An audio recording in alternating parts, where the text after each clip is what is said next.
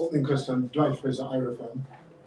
Andre, I need your assessment of the matchup last week and in your estimation, the things that we should do heading into this one.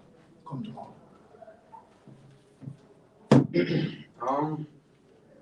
Last week I think it was a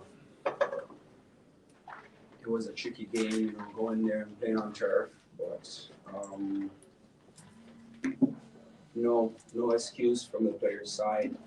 We have to be able to adapt. We're professionals. We have to be able to adapt and adjust wherever we go. I always say it's both teams playing on the same pitch. And we had our chances. And we didn't take our chances, and they did, and that's just football. So we have to learn from it, and we have to keep getting better. Come tomorrow. Yeah, come tomorrow. We know exactly what we have to do. No game is easy. You don't win games on papers anymore. You have to go out there and you have to apply yourselves. And whenever you show up when you're not ready to play, it's going to be a difficult game. So the mindset is right. The mindset is clear. We know exactly what we have to do, and we're going to go out there and execute. Thank you, Dwight. Bryce, Reverend. Coach, the next game coming into Bermuda, a team that defeated comfortably last time. How do you approach this game now coming off the defeat? Like we approach every game, we prepare well, we recover from the last game, make sure the players get the right information. We know a little bit more about Bermuda after playing them. It's a tricky game, it's always going to be a difficult game. We need to win, so preparation is key. As long as we get that right, the recovery, we've got energy, attitude. We know what we're doing, we do our jobs, and we want the supporters also. I think we need a collective tomorrow. I think at times, during the game it may be difficult. We say to the players we have to stick together, and we also say to the supporters, stick together. So the 12th man is going to be important, create a good atmosphere, but we have to make that. So I think the difference between most games we've played recently, we've started well the first 20 minutes. I think against Curacao, we didn't start well in the first 20 minutes and conceded a goal. Once you do that, it's very difficult. And we make no excuses. And Andre is absolutely right. It's about adaptability and coping. And it took us a while, which is normal. It's a reason, it's not an excuse. It takes a while to adjust to a new surface, a surface that was particularly soft underfoot, and many players slipping.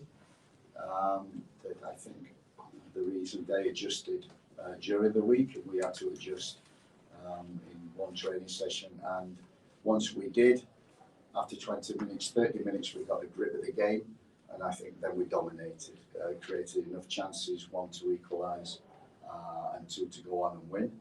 But as Andre says, this is football. When I look at the stats, the possession we had, the amount of entries into the final third, the amount of entries into the penalty box, the amount of touches in there, 18 shots, 7 on target, some off target, which should have been on target. There were enough chances to win 2 games. So I hope, I said to the strikers, that I hope we're saving the goals for tomorrow. And it's a must-win game, and that's what we're preparing for. Thank you, Gregory. David. Morning, Coach King from Barbary TV. Coach, I just spoke about the statistics, but how frustrating is it to once again come away with more big chance created? We dominated where we had more expected goals, and once again end up on the losing side or not getting the desired result. That's football, and football ultimately is not really about X's and O's. It's about players. It's about the quality of play. And unfortunately, on that day, I think since we lost Mikel Antonio, we've been searching for a number 9, goal scorers and where they're coming from. And I think I go back to a year when we played Cuba the first game. I think 28 shots, about 16 on target, and we come away with a 0. I think that's always been a little bit of a problem, is converting the chances that we create. So we need to be more clinical and finding that number 9 who can consistently score from nowhere.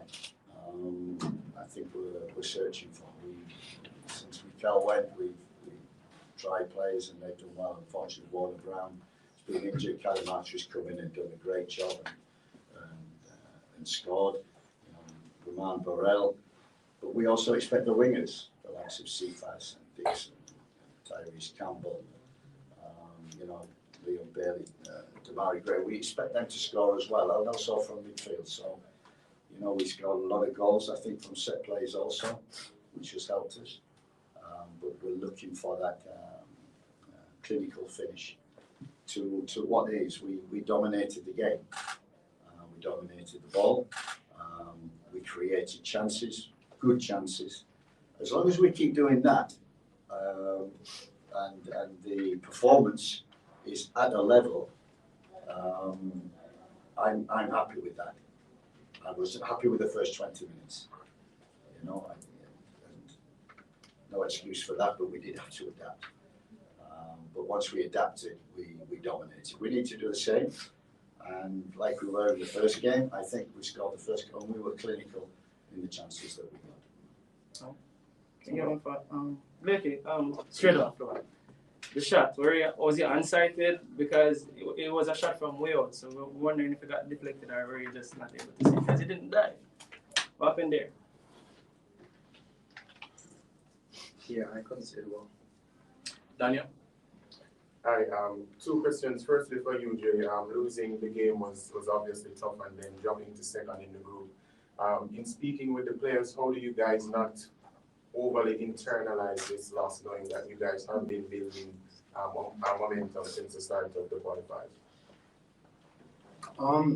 As professionals, playing football, I think we have enough experience in the room to know that, if you're going to lose a game, at some point you're going to lose a game. And it's always about reacting, and great teams, great players find a way to react, and we're all, very not pleased about the results. So we all know that, we have to react, and I have no doubt that we're going to react in a positive way. So, we just have to learn from what happened in the last game and become better from that. Yeah, and Coach, you spoke about losing a lot of duels against Curacao. Even though Bermuda have lost all their games, they did play very well away to Curacao. How important will the mentality and aggression be heading into this game? It's the number 1 requirement for our preparation, for our messages to the team. In the first 20 minutes, be on the front foot, start aggressive. But unfortunately, we didn't do that in Curacao, and that was the disappointment for me. Adaptability, maybe excuses we can have, but there are certain reasons. But we went into that game and we won the first 2, and everybody was, this is easy. This is not easy. Going anywhere is not easy. Playing Bermuda here is not easy. So qualifying for the World Cup, it wasn't going to be easy. You wasn't going to go flying through and winning every game. And so by the 5th game, you qualify. It doesn't work like that, especially the quality in the groups. You see that in all the groups. Everybody's joined, everybody's beating each other, and the groups are very close and we're the same. So you never want to lose, but we have an opportunity to, as Andre says, to bounce back, which is the best. Bounce back ability is a requisite of all top teams. Chris? Yeah, Coach, one of the things that was there in the game against Curacao, of course, was Isaac Hayden and Casey Palmer missing. How important it is to get those players back into the squad, especially the fact that you've explained that the duels winning the duels were the problem, and those players are integral in the midfield where that is concerned. Yeah, absolutely. You know, we need freshness. For this game, we need energy and attitude. And we're lucky and unlucky that we were missing them too. We're lucky we got them back. And also we'll be looking maybe to change a few more, because we've learned over the past year that the second game is always difficult. And I don't think you can play the same team. So you need to bring in energy. That's why you have a squad. And so we'll be doing that. And we have two very fresh ones in Isaac and Casey coming in, who are integral to how our midfield plays. And Coach, well, Andre, after that loss as a captain, what was the talk like with the team? You know, to actually get them prepared mentally for this game, because now it is very important. Of course, all games are important, but this now, you know, heightens the level of importance when it comes to World Cup qualifiers and qualifying for a second ever World Cup in history. Yeah, I mean, I don't think much was needed to be said from me. I did say a little bit, but I think we all recognize that, you know, we just lost a game, you know, a game that we probably should not have lost. So, obviously, from the captain, you know, there's a few things that you're always going to say, but we also had to ensure that we keep a positive locker room, keep a positive mindset, because, you know, we have a quick turnaround to the next game. So, as I said earlier, you just have to learn from these games and, you know, find a way to quickly put it behind you, because if you find yourself starting to carry too long, it might affect the next game, which you don't want, because whatever happened in that game is already gone, it's already done. There's nothing you can do to change the result, you know. So, but you can't just put it away. You have to learn from it. You have to analyze it, see what went well, what didn't go so well, and, you know, just find a way to quickly move on, stay positive, because the most important game is the next game. And last question from Gregory. A question for you, Andre. You're one of the, I believe you are the longest serving player in the squad right now, with the captain, been here for over 10 years. Can you speak for anything for you personally to be able to represent your country for so long, as well as the role as captain to try to lead the team to the World Cup after so long? I mean, I don't think words can actually explain, you know, what that means to me, you know. But all I'd say is, you know, the passion and fight, you know, and all the emotion that goes into it, you know. Whenever I lose a game, you know, it hurts a lot, and I'm pretty sure that's not just me, that's the entire team. But, you know, all I want right now is to do whatever I can to make my teammates proud, to make the nation proud, to make the fans proud, because I think Jamaica deserves this, and I'm not just doing it for myself, you know, I'm doing it for my teammates, I'm doing it for the country, and yeah, I mean, the goal at hand, you know, is to qualify, and I'll do everything I can. I'm pretty sure all my teammates will do the same, and we're going to go for it because we think the country deserves it. Andre, Coach, thank you very much. Members of the media, official training is 10:30.